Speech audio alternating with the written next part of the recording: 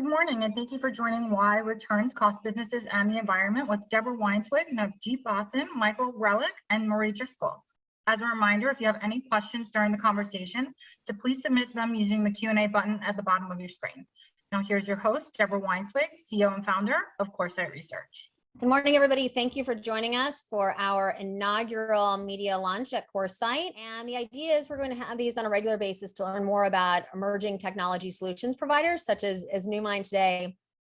But if we think about what we saw in the headlines, as many of you wrote about coming out of holiday 2020, there was a significant uptake in returns really driven by a much higher penetration of e-commerce.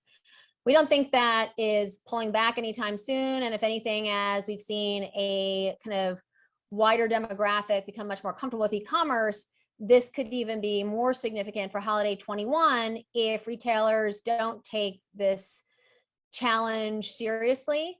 And we're already starting to hear as retailers are preparing for holiday 21 that returns mitigation is at the top of their list.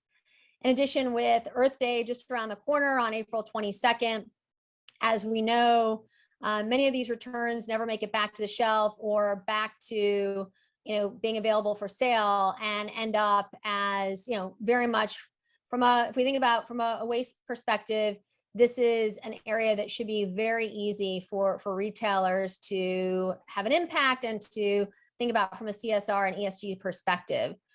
We at Coresight conducted a proprietary survey, and we're going to discuss the report today. All of you should have received a draft of the Sustainability Insights, the hidden cost of retail returns. We are not publishing this until tomorrow, so you do have what's a draft. Some changes could happen to the final copy. We'll get you a final copy this evening once everything is finalized.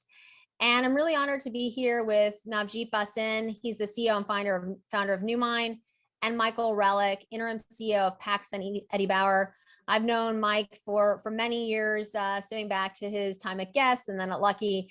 And when he was the CEO of Lucky, he did implement Newmind with much success. So he'll be here to tell us a little bit about that today.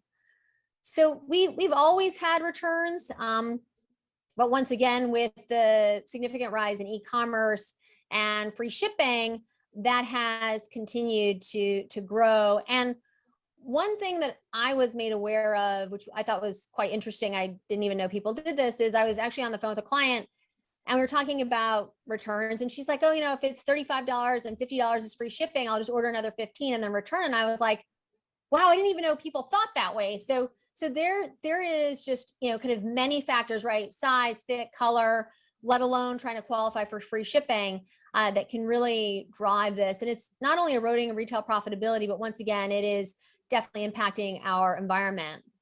So before we kind of really get into the nits and gnats with Navjeet and Michael and take questions, and once again, we would like this to be interactive, so use the Q&A function at the bottom of your screen at any time to ask any question, and we'll weave it in.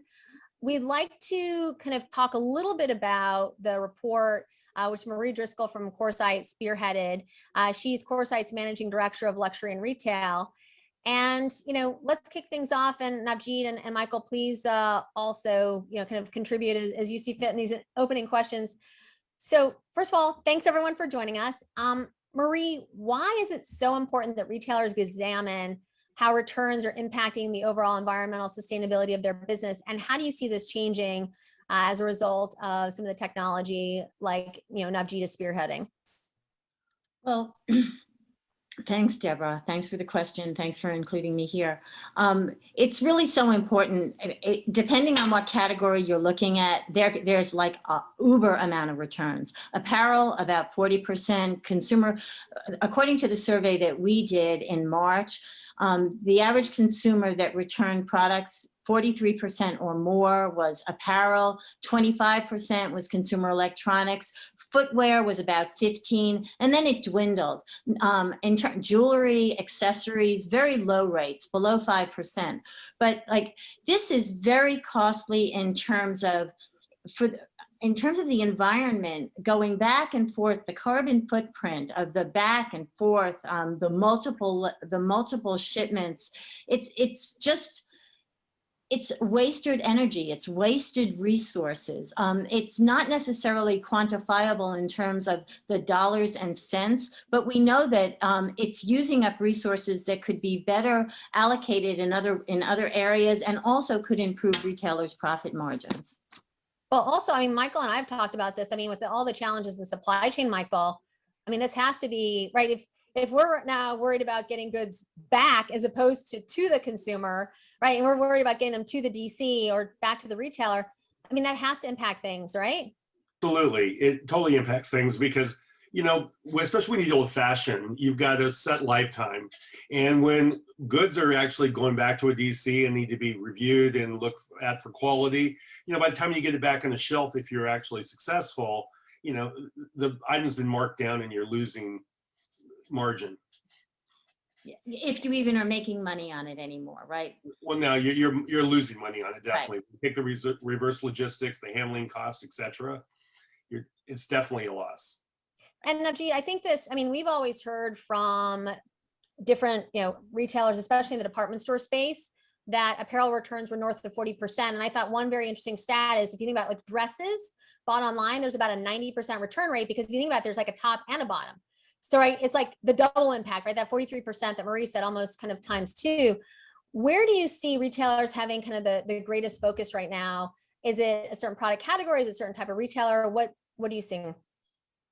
Well, you know, apparel absolutely has the highest return rate, right? For the right reasons we're all aware of. But again, you know, between apparel and even furniture items, the return rates are rising. And I think, you know, the whole impact of COVID has caused e-commerce to accelerate. And along with that, you know, malls being closed, the returns are rising because consumers can't touch and feel the product. And again, you know, Deborah, what we've seen, what our surveys have proven is there are still about 70% of those returns, even in apparel, that can be controlled by the retailer. And, you know, that's where retailers are missing the key point, because everybody's so focused on, hey, bracketing is a major cost, whereas bracketing is not the major cost of apparel returns. What do you think it is that, you know, I mean, one of the things we've talked about is, right, there isn't really somebody in the organization who owns returns. I mean, right, the GMMs, right, they own the initial sales. And so, right, that's, you know, the success. Who do you find right now is who owns the return? And especially as we go into our ever important holiday season, do you see that changing? Well, so traditionally, right, the returns have been viewed as the cost of doing business. And even though it's everyone's problem within the retail organization, but it is nobody's problem because there is no one true owner accountable for it. And hence it's never been a priority. And I think another point is, which I would want to hear Mike's comment as well, is, see, because returns are viewed as a cost of doing business, they've already been baked into the P&L. And hey, if I've already assumed in my mind 20% return rate is acceptable, then I'm not going to do anything proactively to reduce it. But at the end of the day, returns you know, are unprofitable, no matter how you slice it or dice it.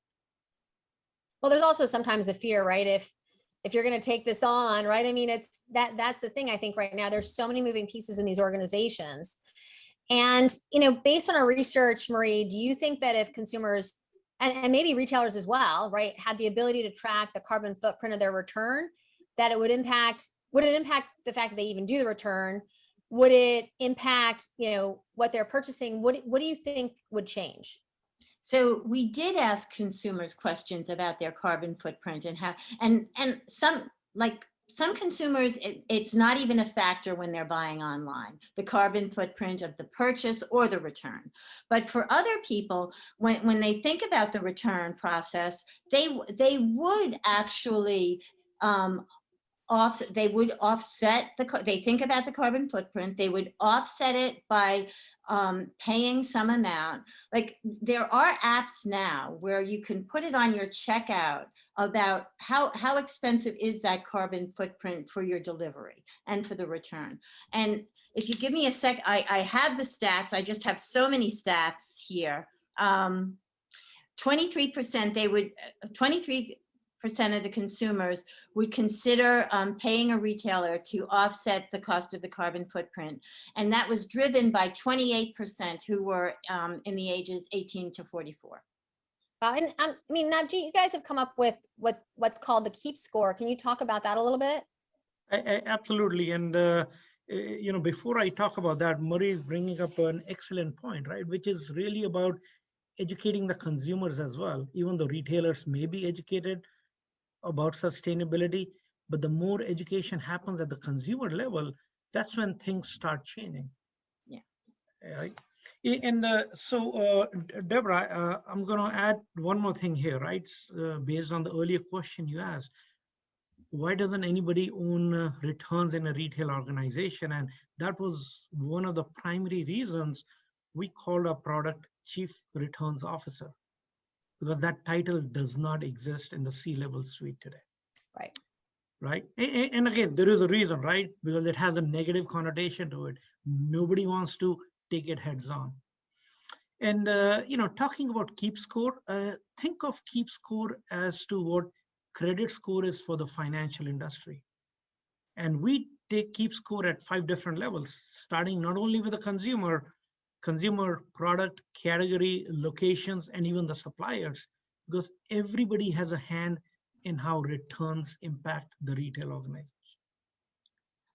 You know, No, that makes a lot of sense. Michael, what have you seen in terms of actual business practices, and are retailers talking about this more? And are you seeing it at the board level? What do you see as changing? There's not a lot changing. I mean, unfortunately, what's the tool that most retailers use? They look at comp sales. So daily they say, what are my sales going up? Nobody looks at returns. And to the point that was made earlier, returns are looked at just the cost of doing business.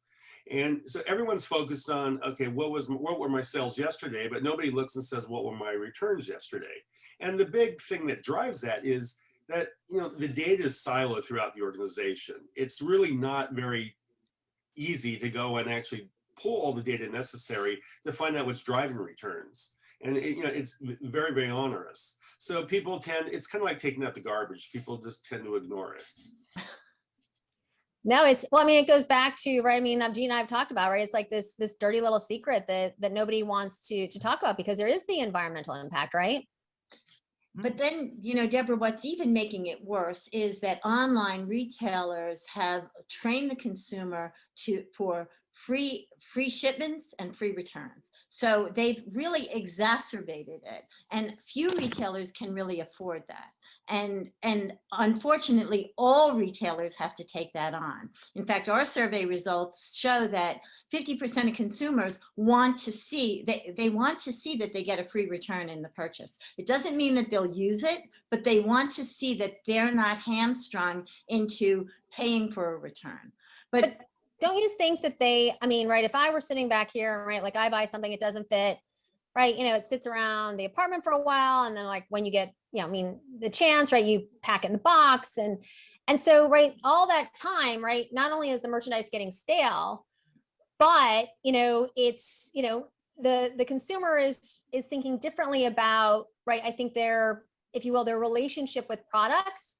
If it's not this kind of, oh my gosh, you know, I need to get it back, you know, to the retailer so they can sell it, so I can reduce my carbon footprint, so that, you know, I think there's a whole awareness that has to happen. I don't think Deborah, people know. It's like what we learned on Wall Street. Keep your options open until they expire. So right. Until it has to be sent back, the consumer is sitting there holding it going, oh, I don't have to decide today. And while they're doing that, to Michael's point, it's just the value of the product is going down, down, down. Well, and it was a tragedy, right, during the, you know, the height of the crisis, because, and I mean, even still right now, as Michael alluded to, right, we've still got some real supply chain challenges. So I mean, I've definitely been in retailers in the last week, and the shelves are not full, not even close. And so in some ways, right, they really need that product back so they can get into somebody else's hands. I mean, Michael, are you seeing that? And what do you think is going to be the outcome from maybe consumers realizing there isn't kind of endless supply? Well, no, absolutely. I mean, if we look at where the retail focus has been on returns, is to go and reduce the friction and make it really easy for the customer to return it. But what happens is returns are actually in the DC, they're the most costly thing to process. Someone's got to open the box, they got to inspect the product, they have to sort it, etc. So it's very costly. And when COVID happened and DCs were awash in more demand than they could handle, returns just kind of sat in a big pile and collected. And to the point is, all of these things are seasonal. They've got a half-life, and so the season's over, and then they end up in the pile, and are they sold off and off price, or what happens? And to the point about the carbon footprint, that's very significant, but nobody ever talks about it. So I don't think the consumers are even aware of how much it costs and the negative impact on the environment. And so I think for retailers, one, they do need to focus on returns because the financial impact is significant. And plus, but that starts with educating the customer. And then I think there's a negative aspect, which is, when customer returns something, what does it mean? It means as retailers, we failed that customer. It means that, they wanted to buy an item. Look, they were dissatisfied with it. Did we have wrong copy? Did we have bad photography? Did we not describe the product correctly? And, and that results in a reduction in lifetime value for the customer. So to me, I think rather than retailers just focusing on driving comp sales, they really need to go and look at returns, because it's probably one of the lowest hanging piece of fruit to increase profitability. I think you're absolutely right. And Marie, one of the things that I thought was really interesting from the data was that consumers, about a little over a third of them they bought online, they didn't want to have to return it to a store. What do you make of that? Well, I think because this was done in March, and I think consumers are still concerned about COVID and social distancing. I think that's impacting our data, and we don't know how. I think it's going to take us a few years away from this to really know.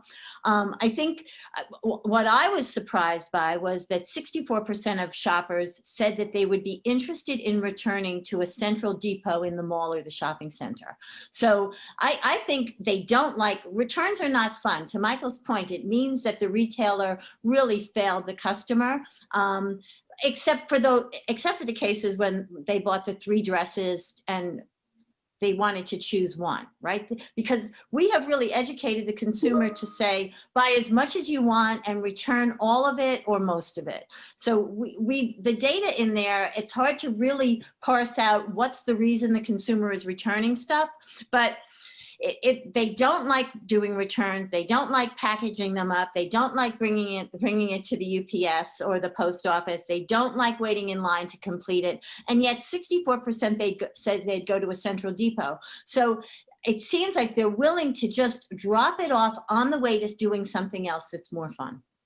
Well, it's also interesting if you think about that, Navjeet, right? This idea that you can have not only like a central pickup at the mall, so that, right, consumers can, right, before maybe the transaction actually goes through, right, they can, let's say do curbside pickup, but it's like the mall is a platform, and then they can see the color of the good, they can feel it before it's actually like the transaction actually happens.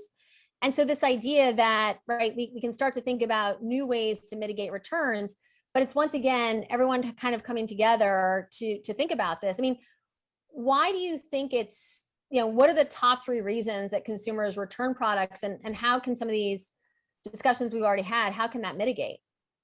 Well, what we've found is the top 3 reasons are, first of all, it is related to product quality as well, right? Secondly, hey, did the retailer educate the customer at the point of sale? So, whether it was website description, photo, etc. And then if you go deeper into apparel, that's when the size or the fit becomes a big issue as well. And, if it is a non-apparel, hey, did the retailer ship a wrong item? And again, if you look at any of these reasons further deeply, right, if they were not due to a customer's issue, and that's why customers, don't want to return, right, unless they have to return. But at the same point in time, returns become inconvenience, disappointment, and all customers are looking for is, I need my money back. And that's why, the comment Mary made about, a centralized returns area, because the consumer doesn't want to come in and give a full justification. All they want to do is drop off the product, get my money back. Well, it's simplicity. I mean, Michael, what have you seen, and your experience, which I know has been great over these past, kind of year plus. What have you seen in terms of changes in terms of what the consumer is willing to do and from a retail perspective, and where do those two meet? Well, of course, with COVID and stores closing, e-commerce took off. And we saw in our business, tremendous increases in e-com. And with that, we saw a tremendous amount of returns. And the thing is, customers bought, and if you look online, photography isn't always great. The product isn't described perfectly. And if you're selling multiple brands, you don't have consistency of fit. Not every brand has the same fit. So they buy these items and then they find out it doesn't fit. And they don't want to hold those funds on their credit card. They want to return them. Well, in COVID, we saw stores closed. So basically they had no choice but to send them back to the DC. And we were so backlogged, and I know all my other friends in retail were so backlogged in returns that we went to a policy of just giving them their money back. So, and our call center volumes spiked incredibly, which basically is a cost in itself. You figure $2 for every time somebody calls you. And so it was, it was a huge drag on the organization. And it took us a couple months actually to clear out from them. And I know we're not alone. I think we did a better job than a lot of other people.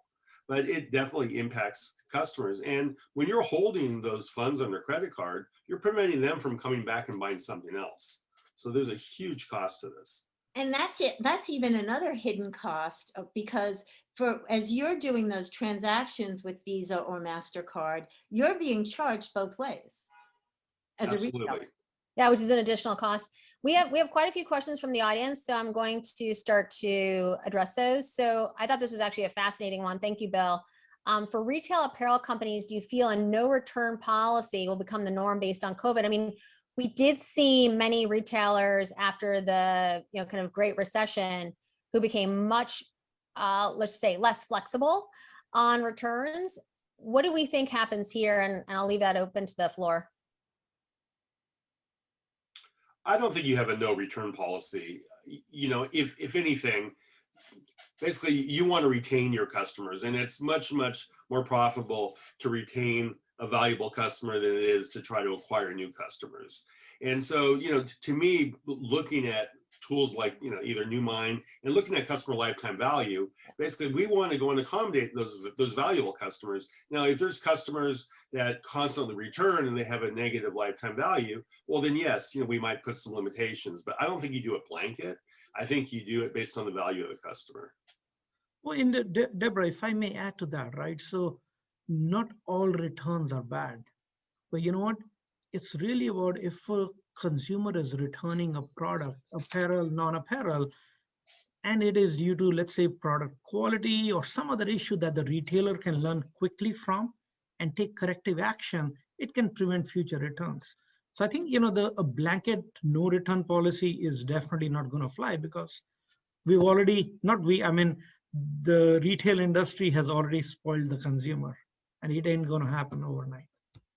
I like, yes, the spoiling of the consumer. I do think, Michael, it's interesting with regards to, kind of call centers, what we do see in other parts of the world, because sometimes there is, maybe a lack of understanding or whatnot. And so the call center can, help with the return not happening. I don't know if we see that here, and that's number one. And then, as we're thinking about, once again, another question from Bill, right? How does returns reduction impact sustainability? And I think that's for, Marie, Navjeet, and Michael. Well, I'll take a start on that. So if you look at even the life cycle of product itself, from the time the product is being manufactured, there is absolute impact to sustainability, whether it is carbon emission, packaging, etc. And not to mention, and as soon as a return happens, you just multiply that by 2. And a lot of the return product ends up in the landfill. A lot of the return product, obviously, there's carbon emission impact of it because the product's got to go back. And in some cases, what the research has shown is a product has to travel about 1,200 miles in the reverse direction. Michael, do you have something? Go ahead, Marie. Sure, thank you. So definitely the carbon footprint, you know, I take the same approach that Najit just mentioned, probably because before I wrote this report, I spoke with Najit, and you have to look at the product from its inception to its, you know, its life in the consumer's hand and whether it's returned or not. And each step of the way, there is there's a cost to the environment. And, you know, we can use technology today to do 3D designs to eliminate a lot of the back and forth, the lengthy time that it, you know, and I'm thinking about the fashion industry now, but the time it takes to create a product, to create it so that it's acceptable, that the manufacturer, that we pull together the sourcing, and then we get it manufactured and we bring it to this country and we get it to the DC. I mean, first of all, you have to design product well with great quality, because if it's designed well from its inception, there's less likelihood that it's going to be returned. Then and then you want to get it in the store on time or online on time so that it's in season, so that the consumer wants it and you can sell it at full price. Because otherwise, all these costs are partly financial, but also partly have an impact on the sustainability of the organization and how it impacts our environment. Definitely, you know, when a consumer returns something, it's like the stats I've seen is it can be touched by as many as 7 people. That's like an incredible unseen cost that isn't really environmental, but it's a cost to the organization. The more, like Michael mentioned, you have the call center, the DC, it's the most expensive cost. So I see it as a cost both in terms of the environment and the business. And this is where you can be sustainable and you can be profitable. You can correct both at the same time. Marie, one of the costs that we haven't talked about so far is, you know, the cost of generating the actual demand. You know, every retailer, especially on the Wall Street, right, reports everything based on their net revenue, and returns have already been taken out. But look at the amount of advertising marketing spent on generating the gross demand. And that's another, you know, big area, which is, I would say, a black hole. Well, that's marketing, right? Mhm. Right. Well, it's what, and this question came from Buddy. Thank you, Buddy. I think this is like what Jet was doing way back when. But it was like, would it make sense to incentivize returns to happen more quickly? I mean, Jet was trying to, you know, right, if you didn't return, right, you would get a lower price. But this idea from Buddy, right, you know, could be free within X days, then it's on the customer in terms of the cost of shipping. I mean, I haven't heard that suggested. I think it's a great one. You know, what do all of you think? I think, I mean, it sounds good, you know, in theory, but in practicality, when you have a customer wanting to return, you know, we see it all the time in our stores or even online. Somebody basically violates the return window, then they make a lot of noise. And so what do? Typically, we give in to the customer. Right. So I think that the value there is it actually goes to educating the customer. Just like I don't think customers understand the cost in terms of the environment and sustainability on returns. And so I think you can put those policies in place. But to that earlier point, we've spoiled the customer. So I think it's going to take some time till customers actually get trained. But the thing that works best are financial incentives. So I think that, you know, if you basically, you can put the negative incentive or you can put the positive incentive, which says, hey, if you return it, we'll give you X% off on your next purchase. Exactly. That's what I was thinking, Michael. And if you return it in store, you get some benefit, because by returning it in store, they're paying for that last mile, not the retailer. That still has a carbon footprint impact, but presumably they would do it at the same time as they're doing other things. Yeah. No, exactly. And you know, we have a lot of discussions and trying to incent customers to return to store, because once it's in the store, it's now it's available for sale immediately. And then, you know, the research I've done is that most customers, when they come to the store, over 50% of people end up, if you have decent salespeople, walk out with another item. So, you know, in these days where everyone's worried about generating traffic into the store, to take that return, get it in the store so I have that item to sell. And now I've got a real live customer that I can sell other things to. So Right. that's definitely preferential to DC returns. Well, I remember some of the department stores had provided data where you have a return, let's say for $100, the customer walks out spending 140. Right. And so, right, it certainly depends, as you mentioned, Michael, how the salesperson handles the return, right? And, as like Marie said, right, I mean, hey, I've returned things and, it's like, wow, I feel like I've done something wrong, right? As opposed to like celebrating the fact that you love the brand and you're there to return, right there. Yes, it is unfortunate that the return is occurring, but if there's a way to kind of ingratiate yourself with that customer, I mean, we want to reward good behavior. Mhm. So I do think there's a lot to be said there. I mean, Navjeet, what do you think? Well, so Deborah, and actually I'll bring up a point that Michael quickly touched, which is if the customer makes a noise, retailer gives in, right? And if the retailer doesn't give in, then you have the good and the bad of the social media out there. Right. Customers go out there and that can tarnish the brand image as well. And again, there is a fine line, right? How much do you want to give in to the consumer versus how much do you want to, focus on your profitability? Because at the end of the day, and I've said it multiple times, retail is a for-profit business. But, this reminds me of about 10 years ago when in the better dressed department of many department stores, they put a tag on the hem that if you removed it, you had to keep it.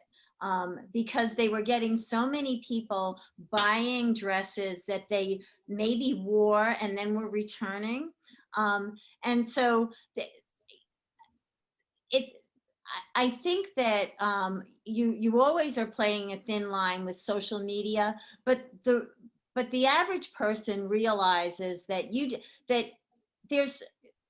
shouldn't abuse return policies, right? But I think that in many cases, I mean, this goes back to, I think there's a whole, I mean, that's actually, I think what's so interesting about this call today, there's a whole education process. I don't think that customers know that they're not doing something that's okay. Right. Like I think that, the question from, Buddy and from Bill, right? This idea, right? Are we going to help them understand, right, that there is an environmental impact, number one. Number two, if they can get it back to us, yes, returns happen, right? Wrong color, size, fit, wrong item was sent. But if we can incent them to get it back to us faster, right, that's really critical. And, Navjeet, right, if the return never has to happen in the first place, right, that much better for the environment. And so I think that, where I want to kind of push us to is, right, if we think about, I mean, hey, Earth Day is around the corner, but, back to school, right, which is the second largest, selling season, and then holiday, I mean, they're around the corner and retailers are making plans right now. To me, and this is definitely top of mind for them, unlike any time I've seen back in history. But it's, Navjeet, what do they need to do today, right, organizationally, to start to think about this? I mean, back to school's around the corner. Oh, so Deborah, you just brought up, right, educating the customer. But at the same point in time, the retailers need a different level of education as well, right? That, hey, returns reduction is possible. If you look back over the last 20, 30 years, even back in when the catalog industry was at its peak, returns were always there. And, in fact, the rising returns has given birth to ancillary industries like third-party logistics and, third-party marketplaces and so on. But those players are not incentivized to reduce returns. In fact, the more returns that happen, these ancillary industries are thriving. And that's why, even though on one side is educating the consumer about all of these aspects, it's also about educating the retailers and, hey, we got to turn returns on its head because returns happen for a reason. And it is proven that at least 70% of the returns are within retailers' control. So let's dig deeper and find out, hey, how a given retailer can start controlling them. And by the way, we will never eliminate returns, but even if we can reduce them by 10, 15, 20%, I mean, that's huge impact to the bottom line. Well, this is a great question. I just want to make sure we have quite a few left that Bill asked, because based on the conversation that we're all having, I think he brings up a very good point, which is, do you feel the e-commerce industry as a whole has a good handle on both the business and environmental impact of returns? I would say, I don't think that they do, because when you talk to them, it's not right. When you ask, right, what's right, I always ask, what are your greatest challenges? You know, what are you looking to solve? It's not even like in their top 5.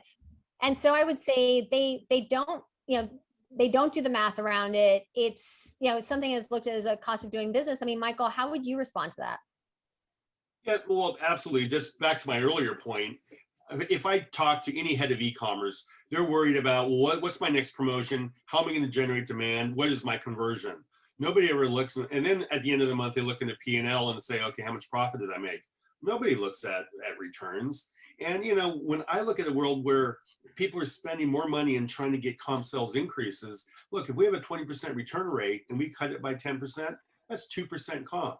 That's just on the top line. Then when I look at the flow through, the fact is my markdowns are less because I didn't get these things after the season and have to liquidate them. And, you know, and the biggest source of calls to our call center are returns related. And so every call costs you $2. And then on top of that, you know, to Marie's point, how many people touch it in the DC? And then how many of that product is actually second quality? So, you know, when you take the whole thing through, it is probably the biggest opportunity to drive profitability. But I think it really goes to education. And I love when Marie talked about the dresses situation, because to me, this is the perfect example. You know, people were doing Rent the Runway without profitability. They were going off buying dresses, wearing them to social events. And when I worked at another retailer, that was big. And dresses, we're the #1 returned item. And then when we put the no return policy, demand didn't go down, but basically returns went down because I think customers knew they were actually getting away with something they shouldn't have got away with.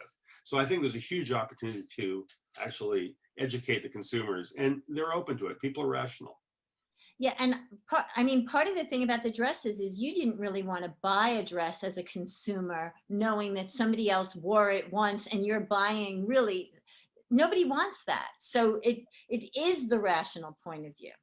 I think that's changed though, right? I mean, if you think about, right, you know, looking at Poshmark and ThredUp and RealReal, I mean, all these businesses now, I mean, you don't want to necessarily buy a dress that somebody has worn before you at a retailer where you're paying full ticket. But I do think that this whole kind of circularity, and we are starting to see some retailers, right, that are getting kind of more focused here. I mean, Navjeet, one other question that came in, and I don't think we'll be able to get to all of them, is how do you feel retailers can reduce returns without compromising on customer experience? Well, Deborah, in fact, just this morning, one of our clients responded back, and you know, the comment they made was, and I'm going to read it verbatim. They said, having the single version of the truth, factual, no ego, no feelings, is helping them make better decisions for the business, right? And again, you know, you don't want to upset the customer, but at the same point in time, if customer is giving you any feedback, any input about the product, how do you take it back earlier on in the selling season so you can impact the returns in the latter half of the selling season? And more importantly, take it back into your supply chain and your planning, forecasting the next and the subsequent seasons. Absolutely, Najid. I think that's a great point. I mean, if I look at my own personal shopping experience, you know, when I go to buy things, I always look at customer feedback.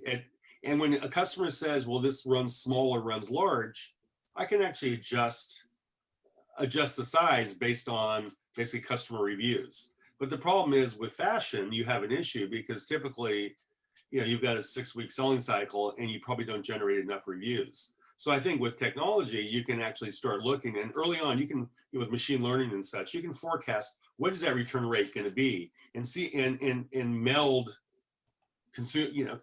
customer reviews to see if there's an issue early on and adjust. And so there are definite ways, and I think Chief Returns Officer can help you to go in and basically get an early signal that there's an issue with the copy or with that product. Change the copy to reflect it, and that can help reduce returns. You know, and if let me give a little bit more tactical view of that, right? Let's say your first 10 customers who returned a particular product, you learn from that. You can, in fact, sell better to the following 100 or 1,000 of customers. right? So there is a positive customer experience in the long run, but as long as you start learning earlier on in the selling season. Absolutely. Well, I think, many retailers have talked about utilizing e-commerce to test for colors and kind of the demand that the consumers would have. So not only would they then have, and once again by geo, right? They'd have because yes, you would think a certain color palette would be desirable, let's say in the Southeast, and maybe it's something completely different. So making sure we get the kind of right product into the right stores, and whether that's long sleeve, short, right? I mean, it could be sleeve length, it could be, colors, it could even just be product overall. So I think that makes a big difference. And I think this is a fascinating question from Buddy. What about companies or services like Happy Returns? Will they change the math because they're making a business of it, not just managing costs? And is that complementary to Newmind? I mean, Navjeet, you should probably start us off there. Well, this goes back to what I was referring to, the ancillary industries and the returns ecosystem, right? I mean, if you really take a holistic look at this, companies like the freight providers, the couriers are the ones who really make money. Not only they're shipping the product to the consumer, but they're bringing it back from the consumer as well. Right there. I mean, and you may have specifics about, hey, does it cost, $3 to the retailer for every return that happens just to get it back to their distribution center? And then to Mary's point, right? If 7 people are touching every return, every time a human touches a product, it's additional cost. So again, these existing providers, I mean, they definitely thrive on increasing returns. That's an excellent point. I mean, going back to this idea of the mall as a platform, or it could be the center, right? I mean, it can be open air, it can be strip, it can just be, let's just call it like a shopping center, maybe more broadly, right? Because even if you're off mall, right, there are returns that do take place. So how might that work? I don't know. I listen to that idea, and quite frankly, as a retailer, I can't say I'm really thrilled about it, because first of all, from the experience point of view, it's okay. When I buy from Amazon, the fact that I can go to Kohl's and drop it off and nobody asks a question, and there's that whole guilt thing. Am I doing something wrong? When I drop it off at Kohl's, nobody worries about that. Now, if I do that in the mall, why wouldn't I want that customer to come into my store? Why wouldn't I want them to capitalize on that traffic, show them, the new styles I have, and try to get a follow-on sale and get that item immediately back on the shelf? If someone drops off at the mall, yeah, it's probably a little bit cheaper than sending it to the DC, because I'm not paying for the freight, but still I have to pay somebody else. There's a delay for it to actually get back into my store, and I'm not capitalizing on that customer. You're losing the traffic. And I'm losing the sale, where if I get a return to a store, chances are I can probably end up regaining at least 50% of that. Right. All right, so we're at the 2-minute mark. I want to make sure we keep to 45 minutes. So lightning round, and I'm going to start with Marie. What is your prediction for what happens with returns in 21? So unfortunately, because we're still impacted by COVID and so many specialty stores have not opened up their dressing rooms, you're finding people in physical stores actually buying with the intent of returning.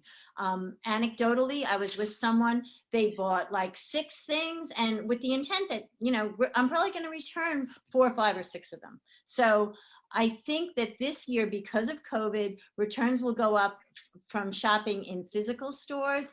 And then with the continued migration and adoption of online retail, it will go up unless retailers just quickly start nipping it in the bud in lots of different ways. And like to Navjeet, there's all those different controllables that retailers have a handle on, but it will take time for them to work that through their product life cycle.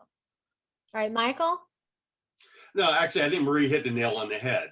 Basically, our stores, yes, our dressing rooms are closed. So people come in, they'll buy multiples of a size, knowing they're going to return. E-commerce, our e-commerce volumes and penetration went up significantly. And, even, though that COVID's subsiding, we still see that our e-commerce continues to grow. So that's going to drive more returns. Now, the one positive benefit is I think that now that's starting to put focus on returns in the organization. And I think, anytime you shine a light on a problem, it gets solved. And I think that the increase in returns is going to drive basically boardroom conversations, and this will become a priority. All right, Navjeet, close this out. Well, retailers don't need to boil the ocean, right? Even if they can start going after the low-hanging fruit, start making an impact, first financially, because hey, consumers are spoiled. You can't change them overnight, because that's going to require a whole village to make a big solid change. But bottom line is, hey, returns can be reduced, but they need the right level of executive ownership, the right tools, the right processes. And we're going to close it out there, right? Returns can be reduced. And that's, I think, absolutely critical for the environment and for profitability.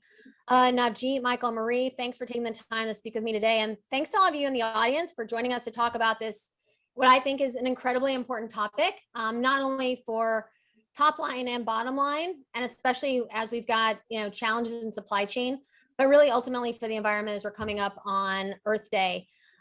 If any of you have any questions, please reach out to any of us who are on the call. The report, as I mentioned in the opening comments, will be published in final version tomorrow. And if there's anything we can do in the interim, please let us know. I'd also like to thank Mara from the Coresight team who leads events, Mare who leads PR for making this possible, and Jenny from NewMind. Jenny is also available, and she wanted me to leave her email. It's jgorlin@newmind.com. And thanks for joining us for our inaugural, and we'll see what comes next. We're here with anything you need anytime. Thanks.